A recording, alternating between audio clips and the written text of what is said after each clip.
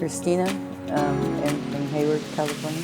I've been doing research on different dentists that have, because I needed the all four, like in California it's too expensive, so I was online just looking for a cheaper one. I could get it done. I'm kind of nervous. I'm just, because I've been dealing with my teeth since 2006, since I got in a car accident, and it shattered all my teeth. And because I've had the partials and everything, and they haven't been working, they don't fit, and they cut my gums. That's why it's been too much. Now it's too much.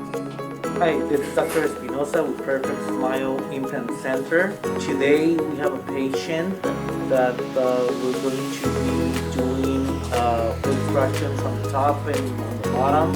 She has a lot of missing teeth, broken teeth, infected teeth, and so basically we're going to be extracting everything, what's left over.